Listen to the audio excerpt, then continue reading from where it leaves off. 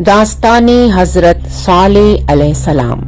तारीख इंसानी के इन रोशन चेहरों में से एक जिन्हें अल्लाह ताला ने इंसानों की हिदायत के लिए मुंतखब फरमाया। हजरत सालेह अलैहिस्सलाम का नाम नुमाया मुकाम रखता है। आपको अल्लाह ताला ने कौम समूद की तरफ नबी बनाकर भेजा, जो हजरत नूह अलैहिस्सलाम की कौम के बाद दुनिया की एक निहायत ताकतवर और मुतमद्दन कौम थी। ये कौम अपनी फन्नी महारत, ताकतवर जिस्मों और पहाड़ों को तराश कर बनाए गए शानदार घरों की वजह से मशहूर थी, मगर बदकिस्मती से ये मादी तरक्की इन्हें तकब्बुर, जुल्म और शिर्क की राह पर ले गई। हजरत सालेह अलैहिस्सलाम अपनी कौम के निहायत मुअज़्ज़िज़, सच्चे और अक्लमंद शख्स थे। आपकी सीरत पाकीज़गी, दियानतदारी और फहम फरासत का पैकर थी। अल्लाह ताला ने जब आपको नबूवत अता फरमाई तो आपने पूरी इखलास के साथ अपनी कौम को तौहीद की दावत दी। आपने इन्हें इनके इनकार और सरकशी के बावजूद नरमी और मोहब्बत और हिकमत से अल्लाह की तरफ बुलाया। हजरत सालेह अलैहिस्सलाम की दावत, इनकी कौम का रद्द अमल, अल्लाह ताला का इन पर इनाम और इनकी कौम पर अजाब, ये सब कुछ एक ऐसी दास्तान की सूरत में हमारे सामने आता है जो न सिर्फ ईमान को ताज़ा करती है बल्कि इंसान को अंजाम से खबरदार भी करती है। आइए हम हजरत सालेह अलैहिस्सलाम की इस इबरत अंगेज और बसीरत अफरोज दास्तान को सुनते हैं। अल्लाह ताला ने हर कौम की हिदायत के लिए अंबिया भेजे। ऐसी ही एक कौम थी कौम समूद, जो कौम आद के बाद आबाद हुई। ये लोग बड़े ताकतवर, मालदार और फन तामीर में माहिर थे। इन्होंने पहाड़ों को तराश कर इनमें शानदार घर बनाए थे। इनकी जमीनें जरखेज थीं, बागात और चश्मे हर तरफ बहते थे, मगर इन तमाम नेमतों के बावजूद वो अल्लाह की बजाय बुतों की पूजा करते थे। ऐसी गुमराह कौम को अल्लाह ने हिदायत देने के लिए हजरत सालेह अलैहिस्सलाम को नबी बनाकर भेजा। हजरत सालेह अलैहिस्सलाम इसी कौम में पैदा हुए थे। वो इनमें एक अक्लमंद, नेक और सच्चे इंसान के तौर पर जाने जाते थे। अल्लाह ने इन्हें नबूवत अता की और उन्हें हुक्म दिया कि अपनी कौम को तौहीद की दावत दें। हजरत सालेह अलैहिस्सलाम की पैदाइश कौम समूद में हुई, जो मौजूदा सऊदी अरब के शुमाल मगरबी इलाके में रहते थे। आजकल इसे मदियन साले कहा जाता है। वो आला खानदान से ताल्लुक रखते थे। बचपन से ही सच्चाई, दियानतदारी और अक्ल और दानाई में मशहूर थे। जवान होने पर अल्लाह ने उन्हें नबूवत अता की। हजरत सालेह अलैहिस्सलाम ने अपनी कौम को प्यार, हिकमत और दलील से समझाया। कुरान की सूरह हूद में है, ऐ मेरी कौम, अल्लाह ही की इबादत करो, इसके सिवा तुम्हारा कोई माबूद नहीं। उन्होंने कौम को अल्लाह की निशानियों की तरफ मुतवज्जह किया, इनकी नेमतें याद दिलाई और बताया कि ये सब कुछ अल्लाह ने दिया है। मगर कौम के सरदार, जो अपने इक़्तिदार और माल और दौलत के गुरूर में मुब्तला थे, हजरत सालेह अलैहिस्सलाम की बातों का मजाक उड़ाते और कहते, ऐ साले, तू तो पहले हम में उम्मीदों का मरकज था, क्या तू हमें उन बुतों की इबादत से रोकता है जिन्हें हमारे बाप दादा पूछते थे? जब हजरत सालेह अलैहिस्सलाम ने इन्हें तौहीद की दावत दी तो इनके सरदारों कुफ्फारों ने इनकी बात को न सिर्फ रद्द किया बल्कि इनसे मुतालबा किया, ऐ साले, अगर तू वाकई अल्लाह का नबी है तो हमारे लिए एक मौजज़ा दिखा ताकि हम यकीन करें। इन्होंने एक मखसूस मौजज़े का मुतालबा किया, ऐसा मौजज़ा जो इंसानी अक्ल को हैरत में डाल दे। तू इस सख्त पत्थर के पहाड़ से हमारी आंखों के सामने एक जिंदा ऊंटनी निकाल कर दिखा, जो मुकम्मल बेऐब और हामला हो। ये मुतालबा महज जिद या आजमाइश की नीयत से किया गया था। हजरत सालेह अलैहिस्सलाम ने इनसे वादा कर लिया कि अगर अल्लाह इनके मुतालबे के मुताबिक मौजज़ा जाहिर फरमा दे तो वो ईमान ले आएंगे। हजरत सालेह अलैहिस्सलाम ने अल्लाह ताला से दुआ की और अल्लाह ने अपनी कुदरत से वो मौजज़ा जाहिर फरमा दिया। एक दिन सबकी निगाहों के सामने पहाड़ में मौजूद सख्त चट्टान शक हुई और जमीन लरज उठी और इस शक में से एक अजीम शान ऊंटनी निकली, बिल्कुल वैसी जैसी इन्होंने तलब की थी। कुरान की सूरह हूद में है, ऐ मेरी कौम, ये ऊंटनी अल्लाह की तरफ से एक निशानी है, इसे छोड़ दो, अल्लाह की जमीन में खाए और उसे कोई तकलीफ न देना वरना तुम्हें दर्दनाक अजाब आ लेगा। ये ऊंटनी कोई आम जानवर नहीं थी, वो अल्लाह की निशानी थी, यानी मौजज़ा। इसका वजूद इस बात का जिंदा सबूत था कि हजरत सालेह अलैहिस्सलाम अल्लाह के सच्चे नबी हैं। पहाड़ से बगैर किसी जानदार के तवस्सुत के पैदा होना, कोई जानवर न हामला था न कोई मादा, बल्कि ऊंटनी अल्लाह के हुक्म से पत्थर से निकली थी। وہ اتنی بڑی اور مضبوط تھی کہ پوری قوم اسے حیرت سے دیکھا کرتی تھی۔ وہ اتنا دودھ دیتی تھی کہ پوری قوم کا دودھ کا حصہ پورا کر دیتی اور کسی کو کوئی کمی نہ ہوتی تھی۔ حضرت صالح علیہ السلام نے اپنی قوم کو بتایا کہ ایک دن اونٹنی پانی پیے گی اور ایک دن تم لوگ۔ وہ اپنی باری پر پانی پیتی اور اس دن کوئی دوسرا پانی کے قریب نہ آتا، اور اپنی قوم سے کہا، یہ اللہ کی اونٹنی ہے، ایک نشانی ہے تمہارے لیے، بس اسے چھوڑ دو اللہ کی زمین میں کھاتی رہے اور اسے کوئی نقصان نہ پہنچانا، ورنہ ایک قریبی عذاب تمہیں آ پکڑے گا۔ اونٹنی کا معجزہ دیکھنے کے بعد بھی قوم کے اکثر لوگ ایمان نہ لائے۔ ان کے سرداروں نے اسے اپنی ضد اور کفر کے لیے خطرہ سمجھا۔ وہ کہتے یہ محض جادو ہے، ہم تو اس جیسے کسی معجزے کو ماننے والے نہیں ہیں۔ پھر انہوں نے سازش کی اور اونٹنی کو قتل کرنے کا منصوبہ بنایا۔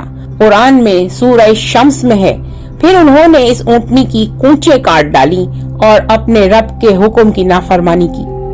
قتل کرنے والے 2 افراد تھے، مگر پورا قبیلہ ان کی تائید میں شریک تھا، اس لیے پوری قوم عذاب کی مستحق بنی۔ حضرت صالح علیہ السلام نے ان سے کہا، تم نے اللہ کی اونٹنی کو قتل کیا ہے تو اب 3 دن اپنے گھروں میں رہ لو، پھر تم پر عذاب نازل ہوگا۔ پہلے دن ان کے چہرے زرد ہو گئے، دوسرے دن سرخ، تیسرے دن سیاہ پڑ گئے، چوتھے دن ایک زوردار چیخ، ایک زلزلہ اور آسمانی عذاب آیا، پوری قوم اپنے گھروں میں ہلاک ہو گئی۔ قرآن کی سورہ احراف میں ہے، پھر ان کو زلزلے نے آ لیا اور وہ اپنے گھروں میں اوندھے پڑے کے پڑے رہ گئے۔ اللہ تعالیٰ کی نشانیاں مذاق یا کھیل نہیں ہوتی۔ ضدی اور مغرور دل معجزہ دیکھ کر بھی ایمان نہیں لاتے۔ اللہ کی دی ہوئی نعمتوں اور نشانیوں کا انکار عذاب کو دعوت دیتا ہے۔ نبی کی بات کی نافرمانی تباہی کا سبب بنتی ہے۔ قوم سمود نے حضرت صالح علیہ السلام کا انکار کیا، بلکہ ان کا مذاق اڑایا، اور انہوں نے کہا، کیا ہم ایک انسان کی بات مانیں جس جیسے ہم خود ہیں؟ انہوں نے نشانی مانگی اور اللہ نے ان کے سامنے پہاڑ سے اونٹنی کا معجزہ ظاہر کیا۔ حضرت صالح علیہ السلام نے انہیں تنبیہ کی کہ وہ اونٹنی کو نقصان نہ پہنچائیں ورنہ عذاب آئے گا، مگر انہوں نے تکبر کیا اور اونٹنی کو قتل کر ڈالا۔ عذاب کی پیش گوئی ہوئی اور حضرت صالح علیہ السلام جب اونٹنی کا قتل ہوا تو وہ شدید غمزدہ ہوئے اور انہوں نے اپنی قوم سے فرمایا، 3 دن اور رہ لو، پھر تم پر عذاب آئے گا۔ قوم نے اس بات کو بھی مذاق سمجھا۔ 3 دن کا وقت ان کے لیے توبہ کا، مہلت کا تھا، لیکن انہوں نے نہ توبہ کی نہ ایمان لائے، بلکہ حضرت صالح علیہ السلام کو قتل کرنے کے منصوبے بنانے لگے۔ حضرت صالح علیہ السلام نے اعلان کر دیا کہ 3 دن کے اندر اللہ کا عذاب آئے گا۔ ان 3 دنوں میں اللہ نے ان کے چہروں پر نشانیاں ظاہر کی۔ پہلا دن چہرے زرد ہو گئے، خوف کی علامت۔ دوسرا دن چہرے سرخ ہو گئے، خون کی طرح سرخی یعنی خطرہ قریب ہے۔ تیسرا دن چہرے سیاہ ہو گئے، گویا موت کا سایہ چھا گیا۔ تب بھی وہ باز نہ آئے اور الٹا مذاق اڑاتے رہے، تو ان پر آ گیا عذاب جیسا کہ ان سے وعدہ کیا گیا تھا۔ چوتھے دن صبح کے وقت جب وہ اپنے گھروں میں تھے، ایک زوردار چیخ آسمان سے ایسی خوفناک چیخ آئی کہ ان کے کلیجے پھٹ گئے اور دل بند ہو گئے اور وہ زمین پر گر گئے۔ زمین کانپ اٹھی، پہاڑ لرزنے لگے، گھروں کی دیواریں ٹوٹنے لگیں، جیسے آسمان اور زمین نے ایک ساتھ غضب اگل دیا ہو۔ پورا علاقہ صفحہ ہستی سے مٹا دیا گیا۔ پس زلزلے نے ان کو آ لیا اور وہ اپنے گھروں میں اوندھے پڑے رہ گئے، اور ایک چیخ نے ان کو پکڑ لیا، پس وہ اپنے گھروں میں گھٹنوں کے بل گر گئے۔ صبح سورج نکلا تو وادی میں مکمل خاموشی تھی، نہ کوئی انسان زندہ بچا، نہ آواز سنائی دی، صرف بکھرے ہوئے جسم، ٹوٹی عمارتیں اور ویران بستی بچی۔ حضرت صالح علیہ السلام اپنے ایمان لانے والے ساتھیوں کے ساتھ بچا لیے گئے۔ انہوں نے قوم سے کہا، اے میری قوم، کیا میں نے تمہیں اللہ کا پیغام نہیں پہنچایا تھا؟ مگر تم نے مجھے جھوٹا کہا۔ پھر وہ اس بستی سے ہجرت کر گئے۔ اللہ کی نشانیوں کا انکار عذاب کا باعث بنتا ہے۔ تکبر اور ضد انسان کو ہدایت سے اندھا کر دیتی ہے۔ توبہ کے دروازے بند ہونے سے پہلے رجوع لازم ہے۔ نبی کی بات مذاق نہیں ہوتی، وہ اللہ کی وحی سناتا ہے۔ اللہ تعالیٰ نے حضرت صالح علیہ السلام اور ان پر ایمان لانے والے چند افراد کو اس خوفناک چیخ اور زلزلے سے محفوظ رکھا۔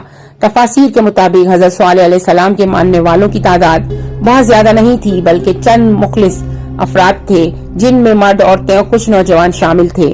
بعض روایت کے مطابق وہ 120 کے قریب تھے، مگر حتمی تعداد اللہ ہی بہتر جانتا ہے۔